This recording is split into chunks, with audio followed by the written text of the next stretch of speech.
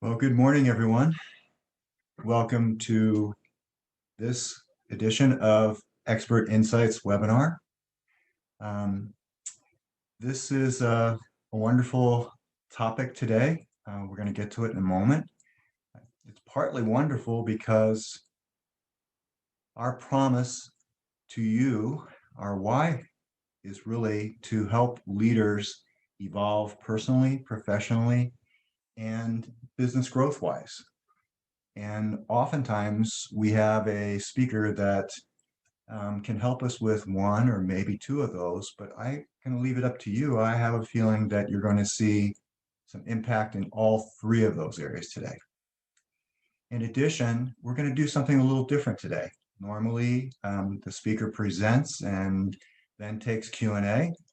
I am going to actually interview our speaker today, and we're going to leverage our promise to you, which is to grow all of us through the leveraging of collective intelligence. And that means you're going to help me with the interviewing.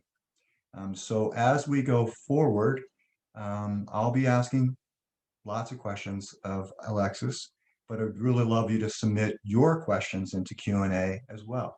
And I may call on some of you, if you're willing, to come on vocally as well.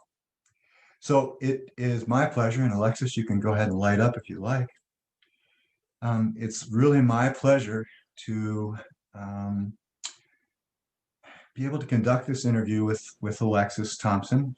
She is a best-selling Amazon author with 2 books. I don't know whether you can see it, but you can see the one book is already on the screen, The Power of Graceful Leader, which is what we're going to focus on today. But she also crafted this book called Tribal Gratitude Journal. And for me, this is one of the ways to kind of, make the rubber hit the road.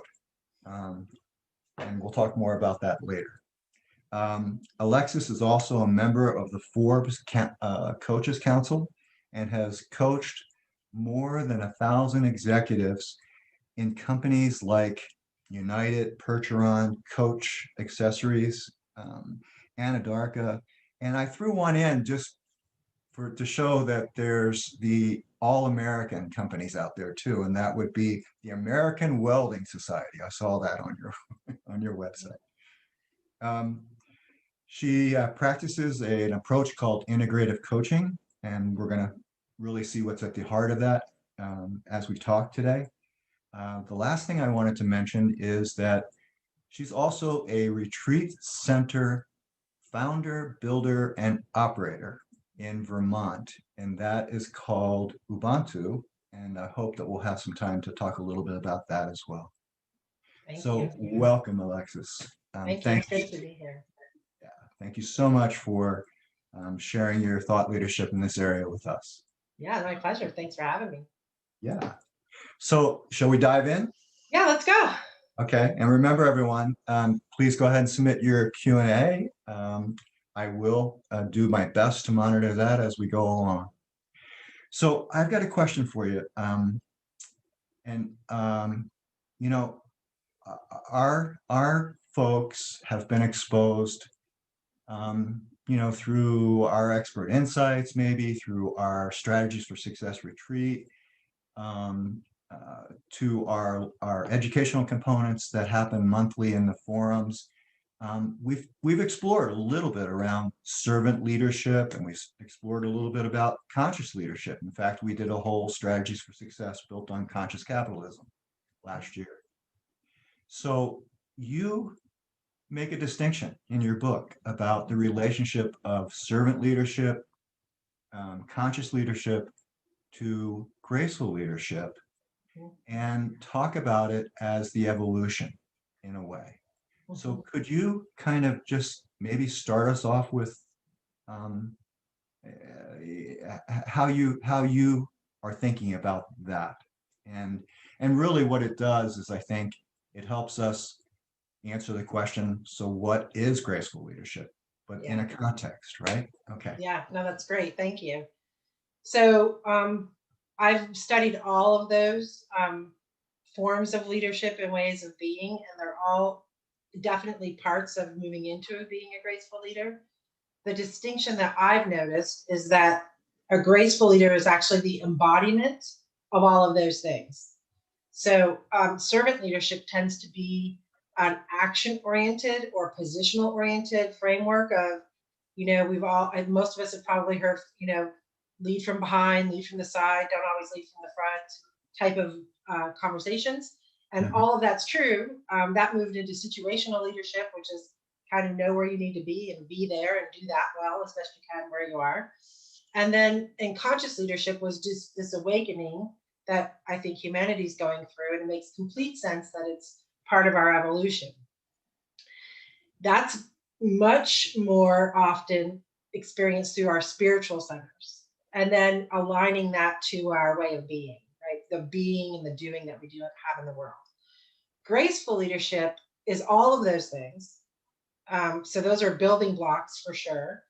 And it takes it kind of, at least for me and many people that I've worked with, to the next level, which is where you have your action, your servant, your situational, you have your conscious awareness evolving. These are all happening in cycles. It's not a linear conversation or evolution. And then graceful is when you kind of just start to settle into the compassionate love of self and humanity at large. And you take that way of being, because it's not a doing as much as it is a way of being. And Hmm. that's hard for a lot of us to get our arms around, because Uh-huh. we're looking, what do we do to get this next result or the t-shirt or the award or check the box? Graceful leadership isn't any of that. And that's why it's a little hard to get your arms around.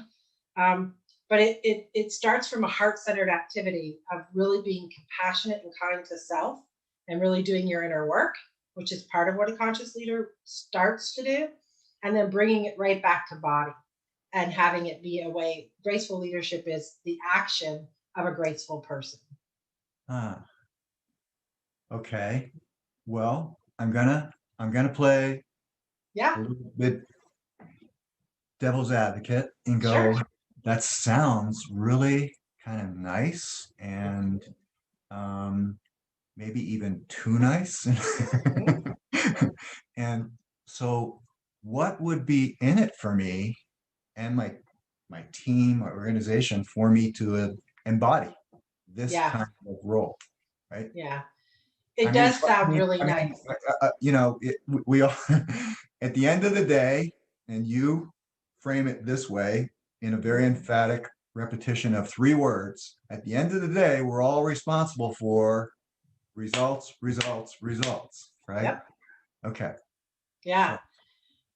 So, So there's a there's a possibility to suspend some doing knowingness that we have and to enter into a graceful inquiry about what is this being thing? What does that mean? What is it? What isn't it? And conscious leadership starts to peel that back. And inside of there, what happens is you're asked to do, for me, it was, and for many others that I've worked with, some heavy lifting. And we all have areas of our life that's probably cleaner or more aligned and true to our essence than other areas, right? We all have those things. And so when you're moving in and you say, okay, let's check out this graceful thing, the funny part is graceful is really gritty and it's really messy. And hmm, it's sometimes really hard in the beginning, much like any practice, a workout practice, a gratitude practice, an eating practice, the ways you be in the world. And so well, it ends up being nice. I guess I kind of, doing so much culture work in organizations, I cringe at the word nice, because nice can mean a whole lot of other things, right? right, That aren't nice. right. But graceful is this. It becomes a way of being, and if you start to really look at the tenets and you pause for a minute and look inward at yourself, you'll be like, yeah, I'm pretty graceful when it comes to the way I treat others. I tend to be fair and equitable and kind, but perhaps I'm not so clean and graceful in the way that I deploy access to myself, and I might have some cronyism in my team, right? So there's different ways that different leaders are going to have that. If you're committed to the work of a graceful leader, what I can promise you will happen is you'll start out with this really lofty idea. You'll start to do the work and you'll think, no, I don't want to. You'll do that several times in the process. Then you'll move through that, through the fear, through the concern, whatever it is. And then on the other side, you have so much freedom. There's so much freedom. And when you have freedom, you have creativity. When you have creativity, you have innovation. With innovation, results follow. And what happens is they usually follow with a lot less resistance, right? There's less um, there becomes you start to get uncomfortable in how easy it gets. You're waiting for the other shoe to fall, kind of thing, and it just never does. It doesn't mean that everything's kumbaya 24/7. It Yeah. just means that you come into this place of being inside of who you are, that you're sharing with the world, that you're just able to pivot and move gracefully and find resources and answers that you didn't have access to before you practice this. Yeah. So I think you've given us a little bit of what, Mm-hmm. and you've given us a little bit of the why, if you will. Mm-hmm. Maybe we should talk a little bit about the how, which I think is related to having, explored your book a little bit. Mm-hmm. Is that related to the practice of the tenets, Mm-hmm. or what? Okay. Yes. So Yeah, I that's don't want kind of the roadmap. I've learned, much like the gratitude journal that you were holding, I used to, with leaders, I'd give them this beautiful leather bound journal and it was blank. And I said, okay, we're going to journal. And they were like, no, I don't think so. And mostly because they didn't even know what that meant or where to start. And it was a exactly. story about not having time. So Yeah. I created that journal because gratitude is the entry point to most things wonderful in the world. And it's definitely a very pleasant entry into your graceful center. And so the tenets, gratitude is inside the tenets. But I also know when I'm learning a new way of being, I kind of need a roadmap, but I don't want it to be so stringent that I have to do it Lexi's way. I want enough framework where I can look at it and go where I'm called to go for myself and use my own discerning heart and go there. And then someone else can do it their way. And that's how I very intentionally designed this body of work. There's 6 tenets, they're not linear, and they probably won't all apply or call you into them. What I'm finding is that usually there's 2 tenets that have a screaming, pay attention to meanness to a person, Huh. and they'll dive into 2 and maybe come back to the rest another time, and maybe not. Uh-huh. Yeah. So why don't why don't we give an example? And maybe you could name all 6, but give an example of a deeper example of one or two, maybe even the ones that first called out to you. Yeah. Okay. And how come, right? Yep. And what impact maybe. And I'll feed you as we go here. Yeah. Yeah. Yeah. Okay. So for me, and what I'm also finding is that I'm not, typically I have a belief system that the energy I'm manifesting in the world is going to draw certain things to it, right? Certain types of people and certain places in their lives. And that seems to be being echoed. And I say that because a lot of the people coming in to do this work with me also share a fair amount of pain in these particular 2 tenets. So it's not just me, I'm seeing it in a multiplier. So transparency is the first one, Hmm. right? I think that well, I don't think I have a knowing, and I'm getting enough stats to feel comfortable to say that most leaders, and I will also say leaders that are, 35 to wherever, right? But there seems to be a breaking point at 35, just about the way the world was when we grew up as leaders. That the transparency part has some deep rooted fear between I don't know how to be all of me, of course, appropriately, right? Not just throwing myself at everything, but appropriately all of me at work, at home, in my church, in my community, whatever the places are that you spend your time. And So the reason for a that, fear of showing up as I am wherever I am. yes, the Okay. dilemma here is that you've heard people say, well, I'm just being honest, right? Yeah. There's cruelty in that statement, oftentimes. And so, what I want people to really be with here, and that I had to learn the hard way, was transparency doesn't mean just showing up. If I happen to be loud and demonstrative and very decisive, which I'm all those things, That may not be appropriate in every situation, right? So Okay. when you look at the symbol on the book, the infinity symbol, those 6 dots represent to you that you're moving along this infinity symbol as a leader, and you have to use your discerning skills to know which part of you, because we all have a bazillion parts, is needed in that moment in time, while also being authentic to all the other parts Huh. rather than being dissociative or divided. Does that make sense? Yeah. Yeah. Okay. And the symbol you're referring to is that kind of infinity loop. Yes. Okay. All right. Yes.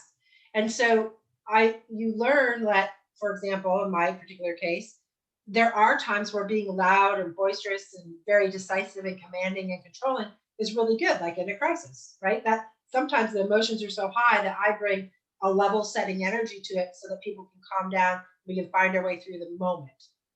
But if I did that everywhere I went all day long, it would be, even though it's me, it's truly me, I'm being transparent. There's a million other versions of me. And so I need to understand how to kind of like line them up and have them all working together. And a lot of times what I've learned when working with leaders is they have a version of themselves at home, just for simplicity's sake, and a version of themselves at work. And I'll even use women because I work a lot with very high level executive females. And so these women, because of where they are in their career and their age group, they're usually that 35 to 60 range. And they got there a certain way, right? And the way they grew up, they didn't necessarily have a lot of other women modeling how to get there. Not that the way men are modeling is bad or good. It's just what we have for models. Hmm. And so there's an adaptation that you bring on, that you have to do that. Whatever you see, you're supposed to do those things. It's not a bad assumption. I mean, I've done it a million times, right? And then you refine it and make it your own along the way. Yeah. The dilemma seems to be is that in that pursuit, a lot of us have leave a part of our, I'm going to say, soul, right, on the bench.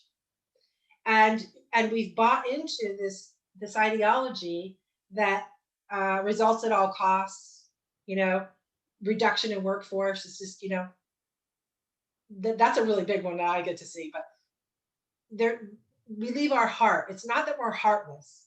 We just don't know how to bring it with us safely. And so when you move into your grace center, you don't leave your heart behind at any given point. It's not that you leave your head behind either. But you will also find that you'll filter situations, especially the human interaction situations, through the heart center and then bring the logic next.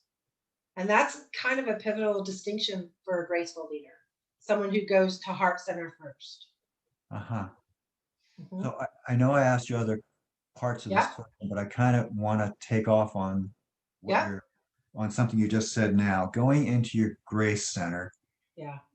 can you speak more to Mhm. what you mean by grace? And, Yeah.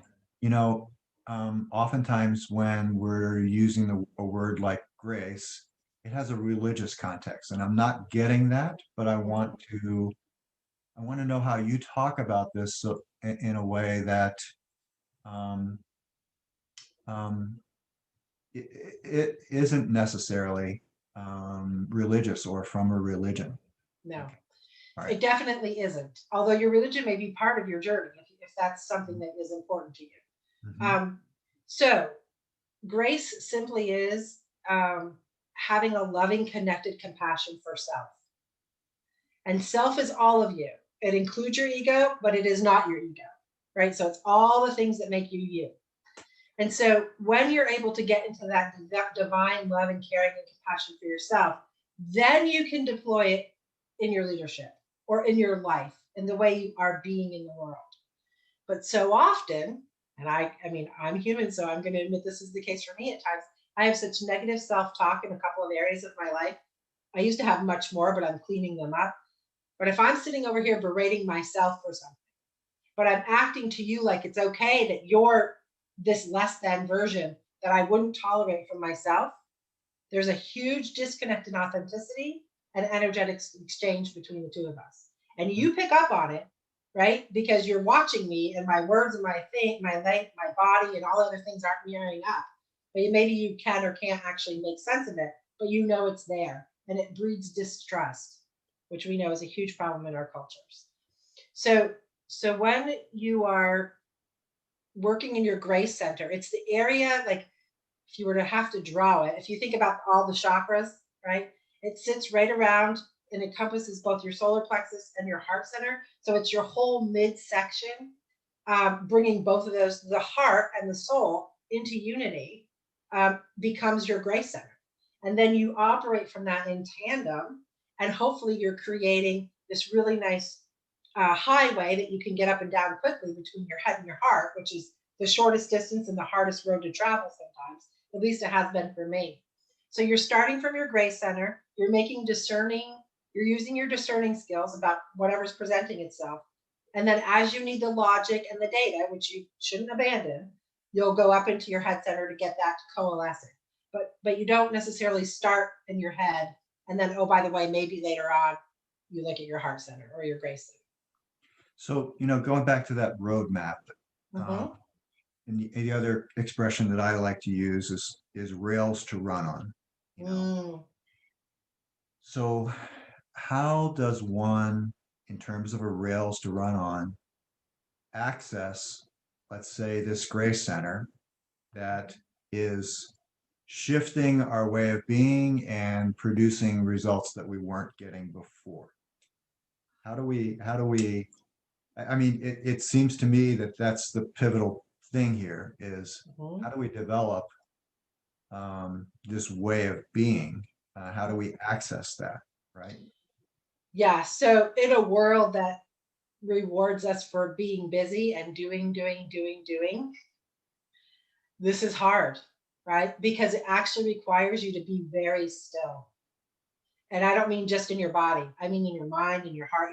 There's a deep reverence and stillness that pre-exists the ability to be in your grace center. It's kind of like the doorway into your grace center, perhaps. Mm-hmm. And that takes a little bit of muscle building. And I have found with the leaders I'm working with that gratitude practice is the entry point. It's the fastest. Like people are looking for speed, all the time. What's the quick pill, the quick answer? And while I won't say it is magical for sure, I won't say it's the silver bullet. It's the closest thing that I think there is today, the way that human beings are wired today, is to slow down into a gratitude practice, a meditative practice, a contemplation practice, any of those types of things that gets you out of your head, back into your body, and in the soul that resides in your body, and learning to spend time there. Another really fast accelerator, but it's really hard, and this is where grit comes in, is in the book I explained to you what a misalignment activity is. I wanted to ask you about that. Perfect. Yeah. And that's where you spend some time. And there's some really well-known programs in our world that require this, right? But you Yeah. spend some time really thinking that you take each decade of your life and you think about all the highs and all the lows. And then you look at transgressions and you say, this got, whether you felt victimized or maybe you were the person who created the victim. We've all done both, right? You're never only a victim or the perpetrator. And so you kind of map that out. And then you step away from it. I stepped away from it for about 3 months and just let it digest, because it was really hard to see myself as the person who had had a transgression on another person. But it was true. And then you clean it up one by one by one. Well, what was the in your experience, and this is what you call the misalignment inventory, is that right? Yeah, that's right. So this exercise of doing this misalignment inventory Yeah. that you let sit for 3 months, what did you find transitioning in your experience? What was going on, looking back on that now, that gave you more access to grace as you went forward? It deepened my sense of empathy in a way that I didn't know was possible, quite honestly. And I don't know. And I'm just and let me interrupt you for a second, please. Yes. Because this is so good, so rich, and yet we're not wired this way. Yeah. When you Well, say when you say it gave you empathy, and we're here in a business webinar, right? Mhm. Okay. Yeah. So what? I mean, it gave you. I'm playing devil's advocate, of course. No, that's okay. Let me give you a story about a client for the so what part of this. Okay. All right. So we're gonna not, of course, use real names or anything. So we'll say Steve. So I I know. work with Steve, and this is just pre-COVID.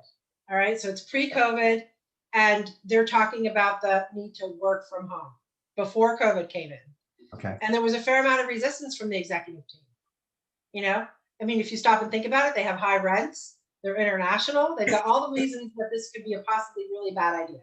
They don't have leaders that are that they can prove could manage a virtual work team. There's it looks like a big problem to everybody. The HR business partner says, nope, we got to keep looking at it. I'm going to start getting some systems in line. We're going to, whatever. Q2 or 3, we'll start rolling it out in some kind of way. March comes of that year of COVID, right? And all of a sudden, the work from home program isn't a test pilot case anymore. Everyone's working from home almost overnight. So all of a sudden, the thing that was causing fear for the executives, and I'm not saying it's a misplaced fear, I completely understand. But now they're they're in it. They're in the fear. They're trying to mine through health and safety, mental health, work production, all the things. Well, what they ended up finding was that as we all started to find out what we had more in common with each other, the sense to want to be healthy, the sense to want to connect, the sense to want to do good work, that they could all coalesce around those things. They were starting to have innovations that they had never had before because they had never slowed down to look for them. So they were finding solutions to problems they didn't know existed and they needed to know about, but were moving too fast. And they were starting to find a sense of empathy back and forth and a willingness to listen to another about where they were coming from. Yeah. And in all of that time, they didn't have any, they actually, their business grew, right? They didn't lose money. And they didn't have any attrition. That could probably be said, you go, well, in COVID, who was leaving their job? But in this particular field, to move from to another like business wouldn't have been terribly hard. And coming out of this, they have such a beautiful new culture that's craving and thriving to find a new way that now everyone's willing and able to go, okay, now we do want to come back together. I'm actually grateful for some time in the office where before that wasn't necessarily something I would have been grateful for. I'm grateful for my commute. I'm also grateful for my time with my family, and now the corporation's willing to let that be okay, right? So they're finding beautiful new ways of coming together and doing better quality work while honoring the whole system, which means the human being. Yeah. Yeah. So you were just alluding there to maybe prior to COVID, that company had some, I don't know, maybe some communication issue and or conflict issues. So what would you say is the impact on communication and conflict that a graceful leader can bring? A graceful leader doesn't react for reaction's sake. So if there's a stimulus in the environment, there always will be. A graceful leader literally takes a deep breath in and pauses, whether it's a nanosecond, because sometimes that's all you have, or it's a week, it doesn't matter. But the pause is really important. And in that pause, there's a choice. There's a choice of the way that you show up. So you're moving from what we call a reactive state of being, which we all do, into a creative way of being. And when you move into creation, way more possibilities and resources both show up and actually exist than when you work from reaction. Reaction is a fear-based thing. And it's not that fear is you necessarily fears the bad guy. It's just when you operate from there, solely your first reaction to a stimulus is a fear reaction, you limit immediately the way that that's going to play out. Nice. So I'm going to ask you a question in a moment. And while you're answering that, I want to remind everybody that I'd like your help Yes, on please. on drawing out from Alexsys what's going on for you as you're listening to this. What are the questions that are coming up? Are you experiencing some excitement about it, or are you experiencing some resistance? And if you are, you can tell this is a safe space for you to voice that resistance and kind of Yep. explore it, right? Yeah. Yeah. Okay. So put your questions in the Q&A if something's coming up for you, whatever it is. And my next question for you then, Alexsys, is most people would probably ask this right away, but I think we needed a little bit of context. So how did you come to write this book and why now? Yeah. That question it has a very serendipitous answer in a couple of different levels. So I started writing the book a couple of years ago, and when I started it, it was really because I see the world in patterns. So when I'm working with a slew of leaders, I'm looking for all the things that we have in common, whether they're plus or deltas or not. It doesn't matter. They're just in common. And one thing that I found in common was this huge inquiry that people, when they got comfortable enough with me, were willing to say, there's got to be something else. This can simply not be all there is. And that was a layered thing, but it came in the sense mostly of, I love my job. Typically they were very successful and love what they were doing, but they had this like nagging little voice stirring somewhere inside of them that said, oh my God, is this it? Like, we did all this for this. This can't be it. And so when we would start to uncover that, what we found was there was this soul's urge was knocking at the door saying, I want to play at the table. I want you to bring me to the table, not just your head. You're Mhm. doing great. You got great numbers, you got great production, but I have so much to offer and so much depth and riches to bring with me to offer at the table. I need you to bring me with you. And that was scary because if everyone here that's in business knows, having a heartfelt conversation, much less a spiritual or an awareness conversation or an enlightened conversation, that's all frightening because people see you as they judge you in many ways.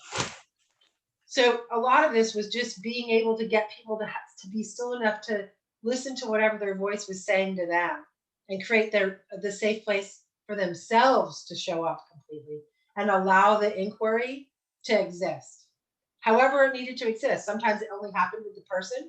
Sometimes it happened with them and their family, them and their tribe, them and their work. It didn't really matter. It was just creating the space for that voice to have airtime. Um, and I'll never forget one particular amazing leader that I had the opportunity to support.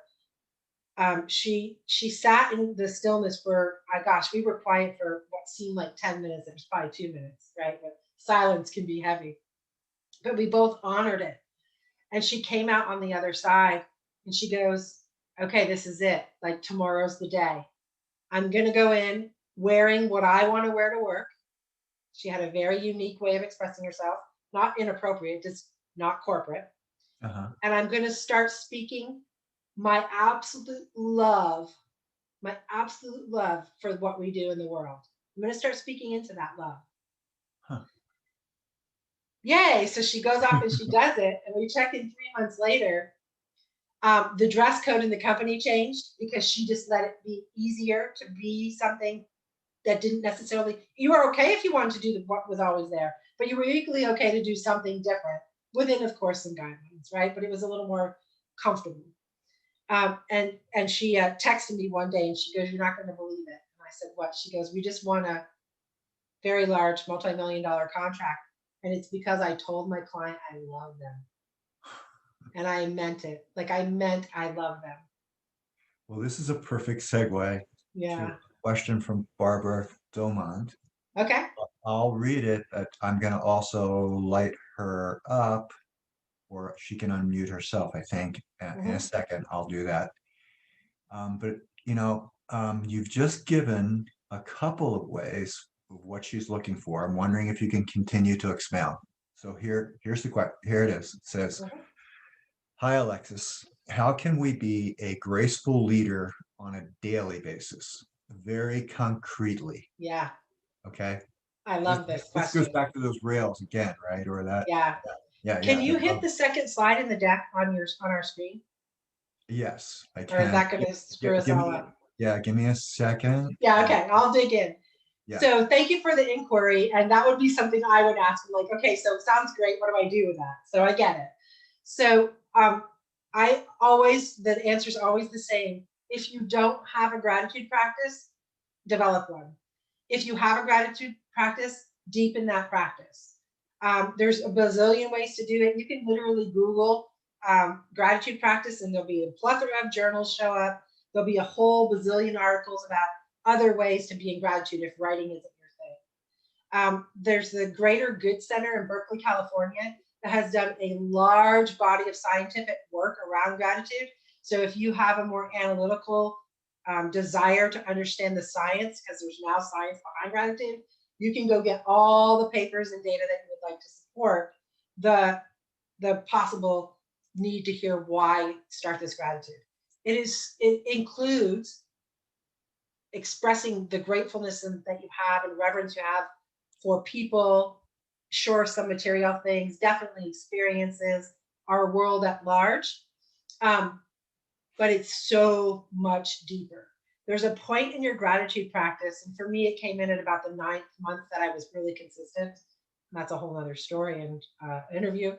But what happened was I started to have great reverence that I felt in my grace center, in my solar plexus, in my heart for certain types of things. And for me, it was really candidly, I had gone through a bunch of my journals, and mountains, fresh air, and fresh water make me weep. And at the time, I was in the suburb of Houston, Texas, and there's no mountains there, and fresh water is questionable. Fresh air is not possible. So in that moment, I remember being in deep knowing that I was at some point leaving Texas. That was a really scary thing for me because I was doing really well in Texas. Like every other bell was being rung for me there. So I would say the first thing you do if you're not doing it is a gratitude practice. Then there's the 6 tenets that I have in place, and I would really recommend you can just go to my website and download them for free. You do not need to get the book. You're welcome to, of course, but it's not required to get into the work. And when you download them and you just allow yourself some quiet time, like a cup of coffee, glass of wine, whatever, cup of tea, whatever your thing is, and just be with those tenets, like read them out loud so that your voice you can hear yourself in the tenets. And if any one or more of them, you feel them in your body, that's a really big clue for you. Thank you. That's a big clue for you that tenet is calling you in. And that would be a place to dig into maybe and try to and find things to help you unlock that specific tenet for you. But those are the 2 fastest, most concrete ways I can think to get started. And thank you for the question, because you guys, it's very unnerving for John and I to be sitting here talking and wondering if anyone's there and if anyone would like to talk to us. So bring it on if you have the questions. And especially if you're afraid to ask it or share it. I definitely love those. You're welcome, Barbara. Thank you for asking. Yeah. Can you tell me if it helped? Or if you need more, or did I miss the mark? Hang on a second. Let me make sure that her mic is open. Oh, she said she got it. Okay, good. Thank you. Okay. All right. Okay. I'm gonna put that back up. I hope it works. Oops. Technology's weird. Nope, Yeah. that's yours. Yeah. All right, so I'm gonna, there you go. And it is a practice. That's the other thing, Barbara. Thanks for using the word. You guys, in my gratitude practice, my first 6 years of my gratitude practice was not consistent. It wasn't pretty. I literally one day was so angry with my gratitude practice that I threw it in the corner. And let me share this with you, that a gratitude practice is not gaslighting yourself. It doesn't mean that you don't acknowledge the really, really tough stuff. In fact, if your gratitude practice is really authentic, you are acknowledging when times are not okay. And it's okay to say, this hurts, this stinks, this is hard, I don't want to do this, all those things. The gratitude practice gives you the space and place for the resilience inside of that, which is the why to the practice. But don't gaslight yourself. Don't, if you know, I use the example of my dog passing because that was really hard for me. And when she passed, I wasn't in my gratitude practice like in day 2 going, oh, I'm thankful for the great times that I had with her. I was actually writing, I can't believe that she had to get cancer and why do all the good ones go? You know, that type of stuff. I allowed that grieving process to happen. As I moved through it, I did get to the point where I'm really thankful for the lessons that I learned from my dog. Um, and I am really grateful, but I also really needed to grieve. And it concerns me sometimes that people don't understand that gratitude gives you the space for all of that. You know what, John? It's okay if you can't, if it's not coming up. I'm sorry. Yeah, I'm having a little bit of trouble. I apologize. Yeah, no, don't apologize. It's fine. It's fine. All It's right. fine. How about if I read them? Do you want me to just highlight them real quick? Yeah, sure. Are you Okay. are you not seeing the slide at all then? What are you No, it seeing? says resume slideshow. Aha. Okay. Yeah. So I'll just read through them. So integrating mind, body, and soul is the first. Is when I say the first, remember they're not linear. So it's one of them. And when I first came into this, when I was like, oh well, I'll start yoga. I'm meditating. I think I'm good. Um, what the truth of that for me and for what I'm learning many others is that is good. That's awesome. And the truth of that integration is really being able to speak into why you're here. Like, why are you here on this earth in this time? And when you can get that mission or purpose refined, the clarity that comes into your life is almost nirvana because you'll screen everything that comes in and out of your life through that mission, vision, purpose. We do it for business all the time. We go into executive sessions for weeks in really nice places to get this stuff done for our companies, but very rarely do it for ourselves. Now, I know here in this group, that is a priority for you guys, and some of you may have already done that. So that's a very huge step in this process. The next one is evolving. It's the aligning of soul and self. Um, it's the relentless pursuit of you. And when I say relentless, that also requires times of rest. I see people get into the self development area and they don't ever give themselves a break. You need rest in the learning. And the rest allows you to integrate, which is really, really important to just keep up leveling your own system and your own way of being. A key here in this tenet is giving and receiving. Many of us in our, at least in the American culture and many others, but not all, we're really good at giving. Like that's a thing we've learned to do and is expected of us. But as soon as someone wants to give us something, awesome, thank you. As soon as someone wants to give us something, we're like, no, we got it. I'm okay. No, I'm all right. Like just simple thing like I used to do, people would say, can I help you with bring the groceries in? Nope, got it. I have 2 bags here, a can of tomato sauce on my head, and something on my foot, and I'm like waddle into the door. Like, why couldn't I just gently receive the beautiful gift of another set of hands to get the groceries in? It was crazy. But you'll learn when you do the inventory how many places you don't let that good stuff in. And that's multi-layered. The next one down you'll see is the transparency one, which I kind of already went into. The connecting self and universe. This is moving from an I to a we construct.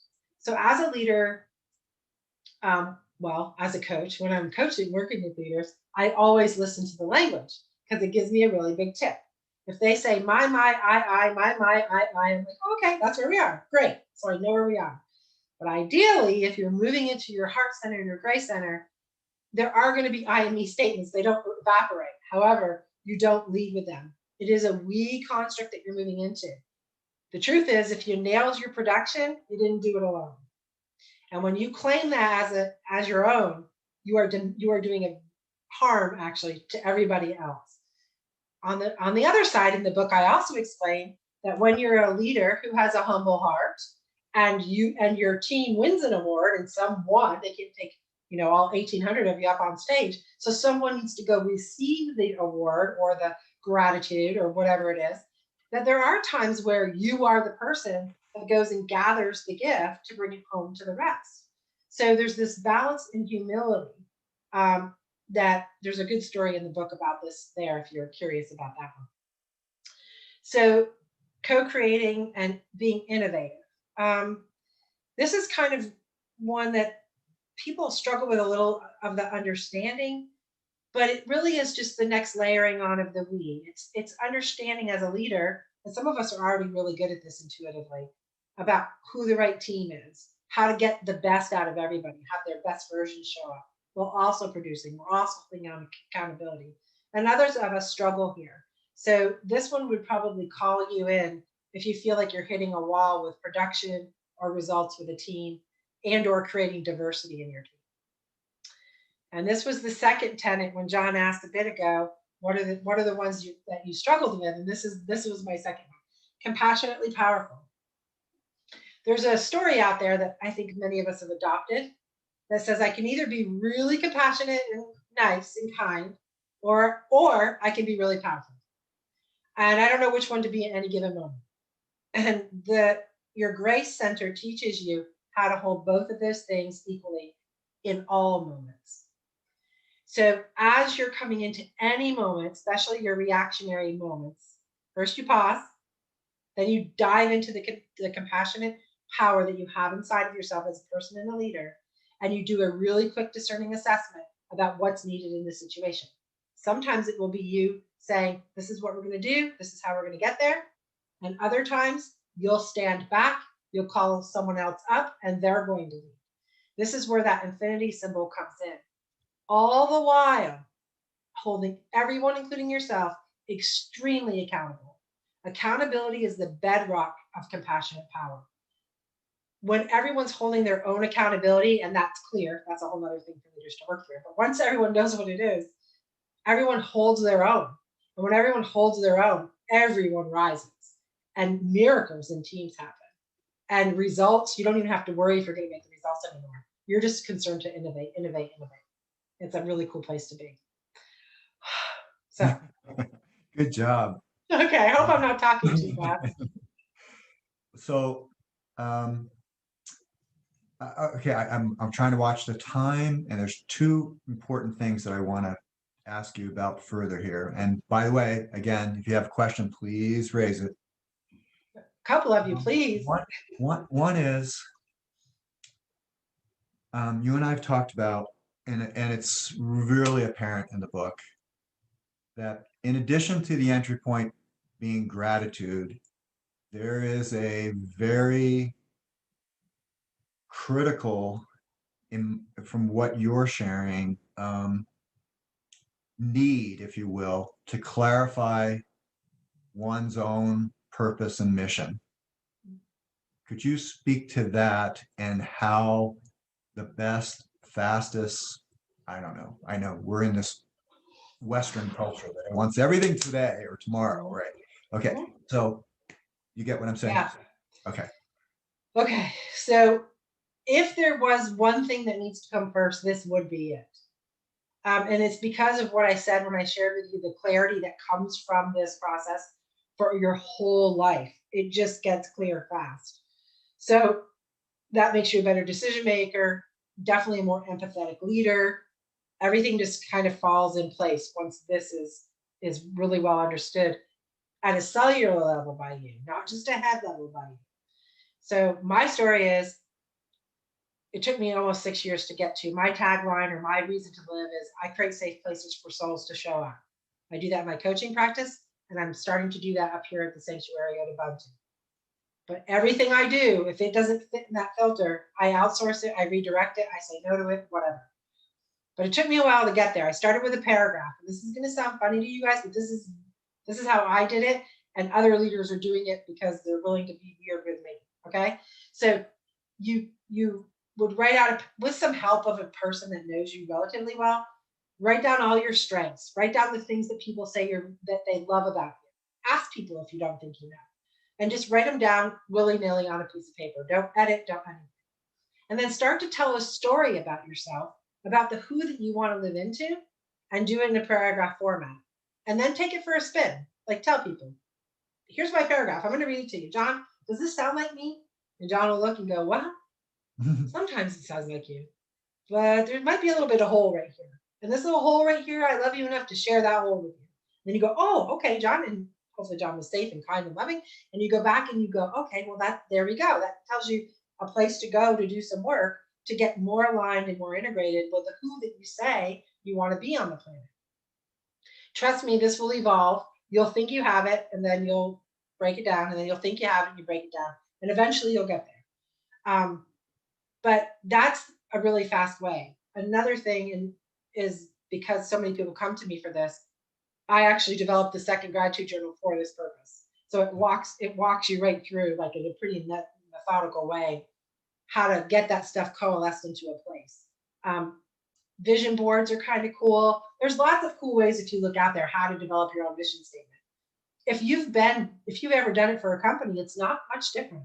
You could just get three of your closest friends around and do a strategy session for Lexi or John Inc. and work it out that way. So, and it can be a lot of fun, but it's also, you got to be willing to look in the mirror because there's going to be some gaps, and that's what you're ideally looking for. Yeah, and my own experience is that you've already described it as that, and I'm a perfectionist, so I expect it to be right the first time. But I can tell you that over the last 15 plus years that I've been doing it, it refines every year. It's not that it changes significantly, it's that there's some nuance that really kind of flavors everything, right? Yes. So be gracious with yourself. Yes. It's a gentle, gentle journey. Yeah. Yeah. So okay, we're getting close here. Again, if you've got a question, that definitely will trump mine, so it's okay. So now would be the time to write that in or ask to speak. Please. Meantime, um, I promised to let you talk a little bit about Ubuntu or anything else that you would kind of like to bring it all together with. Yeah. Um, I'll share with Ubuntu for a hot second. I had a calling through my graduate practice. I'm now in the mountains of Vermont where there's lots of fresh water and fresh air and literally mountains all around me. So I listened to the call that I got through my graduate practice. I didn't do it. And I do want to share this point because walking your talk and living a life that you've designed aligned is not like an overnight thing. I had a lot of resistance. Remember, I was in the Houston suburbs, and then I kind of thought I could fool myself. So I just moved to the hill country of Texas. Cleaner water, there's hills, there was fresher air. And I did that for about 3.5 years. I was like, yeah, this isn't really it, but it was a good step, it's okay. Um, and so allow yourself to take those steps. You don't have to go from 0 to 100, but you can. It's really up to you. But this is a process and an unlearning and an unfolding about some things that you held as super truths for yourself. And as you become more discerning inside yourself and get to know your own inner guide system, you'll unravel some of that stuff, and some of it will just make sense and you'll adopt. Other parts of it will be earth shattering, quite frankly, and you're going to have to wrestle with that a little bit. Um, and if you just do that with a kindness and respect for yourself, they're going to come out better than you could imagine. That's the truth. I can attest to that. So Ubuntu is unfolding into like a little sanctuary. It's intimate and an intense retreat center. It's not like hundreds of people would be up here. We will have a small community that's going to live here for and be stewards to the land. I'm working with some good Dharma and Deva energy up here. And people would come here in transition or to be still. I am very good at holding quiet spaces with people, and they become very transformative really quickly. And that's what I want to do the rest of my life here on Earth. So that's that. And I would say if there's one thing today, if you stuck with us and you want to look into this, I'd say download the tenets because then you'll just have them in front of you.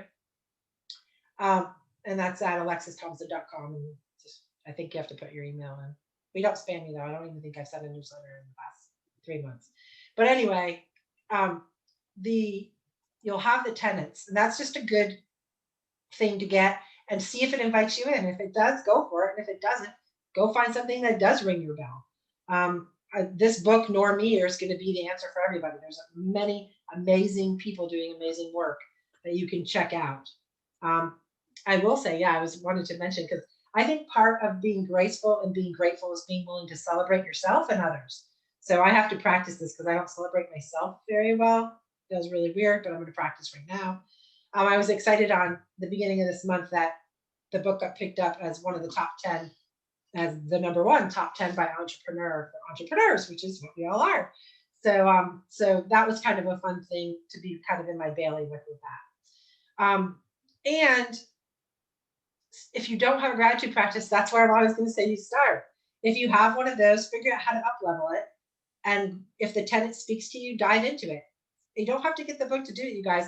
If you have a spiritual practice or a meditation or contemplation or a physical exercise that you love, just take the tenet and start contemplating it in your mind and thinking, what is this for me? What is in here for me? What wants to be heard? What is it that wants me to hear it? That's a key thing, is being quiet so your soul can start talking to you. But most importantly, you can start hearing it because your soul's always talking. It's just a matter of whether you're able to catch the vibrational tone that it's coming in on. And these will allow that entry point for that. Thank you, Awesome. Kimberly.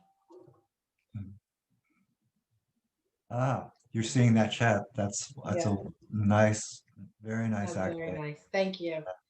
Thank you. As one of John's probably not sweating as much as I am, but I'm an introvert, so every time I get on all of these and I don't have the energy feedback, I'm like sweating and all that stuff.